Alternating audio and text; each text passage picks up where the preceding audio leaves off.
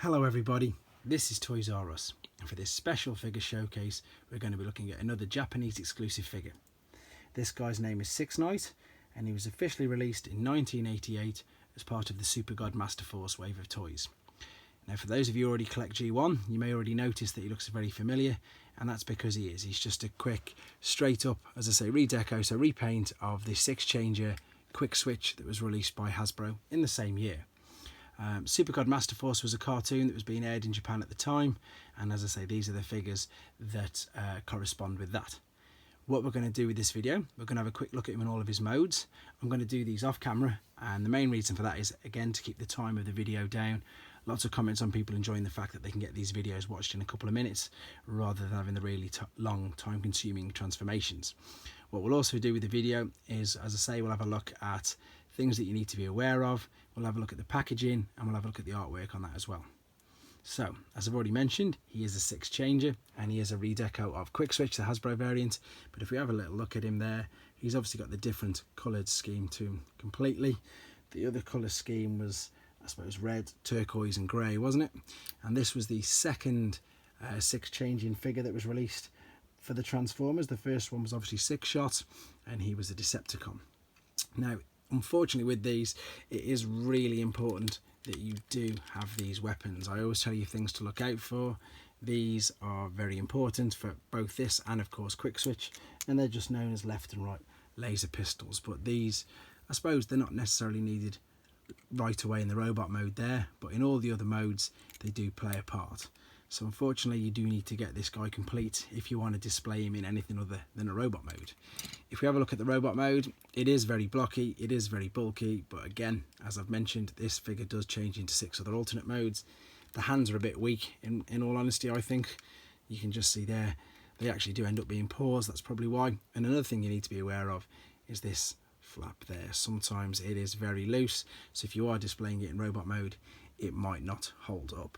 So what I'm going to do now then, I'm going to transform him into one of his modes, and we'll come back straight away.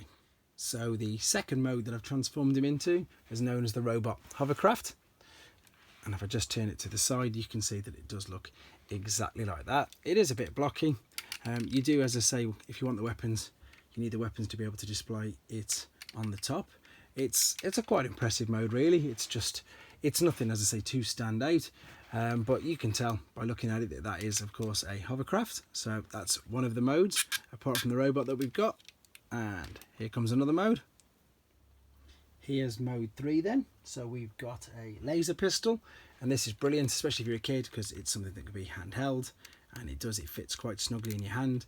Now some of you Hawkeyes out there have probably noticed one of the big differences straight away, and that's the fact that we've got a chrome, as I say, drill bit that it's actually in the other mode. But for this, you can just about make it out. You'll see that in a lot more detail when I transform it into the drill. But there you go, this is the pistol mode, and it looks, as I say, quite impressive.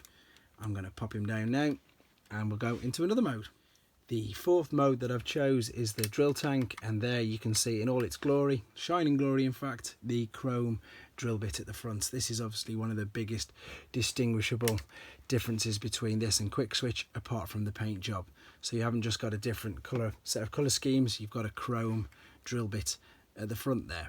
Again, the weapons have been used to attach to the mould, and you've noticed at the back, this is another thing that you need to be aware of for some of the modes.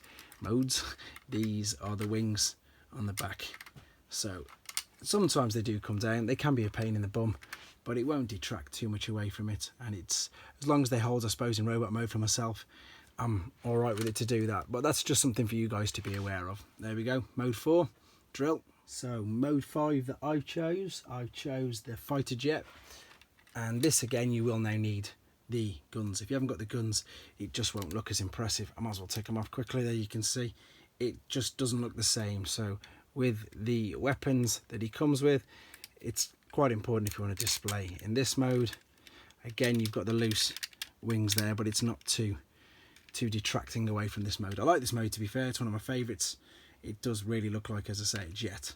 The landing gear as well is quite important if you want to be able to display and it balance up front. If it's missing or damaged, then obviously you'll be looking at it nose diving, which I suppose isn't too bad, but if it's missing, you don't want to buy it. I wouldn't anyway. There you go. I'll put it back out. So that was mode 5, and we're going to go straight into the final mode. Okay, then here he is in his final mode, and I haven't saved this till last because it's my favourite. In fact, I think this is probably one of the weaker modes, to be honest. This is the quickswitch beast. Again, it is impressive for the fact that you still managed to make an animal out of a hovercraft, a jet, a drill, a tank and everything else like that. But you've got the legs at the back. Again, you've got a lot of the use of the guns for the tail and the drill bit, but otherwise it doesn't blow me away, to be fair. I remember as a child not being overly fond of it. Again, you've got to appreciate the ingenuity and stuff that they managed to be able to even do it. It is impressive for that reason, but for me it didn't really do anything. It didn't float my boat at all. Again, apologies for not doing any of the transformations on camera. That was actually the first time that I transformed him through all their modes, so luckily he didn't break, which is obviously a really good thing. I'm thankful for that. I'm going to keep him in this mode though now, and I'm going to just move quickly over to the packaging. The box is okay, it's not in the greatest condition, but again, I love collecting the boxed variants. So this is Sixknight. You've got the C in the corner. The flap does not want to stay up, so I'm going to keep pointing. The C stands for Cybertrons, and then that's its distinguishing number, 312. And then you've actually got some English there as well. You see 6 awesome modes to choose from, Sixknight. And if we spin it round, someone's put a sticker on that, we've got the supergod masterforce artwork, where you've got the god masters as they were known in Japan, not the power masters, with the pretenders. And as I've mentioned before on numerous videos, that the pretenders were major characters in the Transformers Supergod Masterforce cartoon. So there we go, there is Sixknight. That was the first time he was transformed, again not on camera, through all of his modes, so I'm happy that he isn't broken and everything is intact. I hope you enjoyed looking at him. I hope you like to see the differences between him and the standard Hasbro quickswitch. And if you're enjoying the videos, again, keep leaving your comments, and take care and subscribe for more.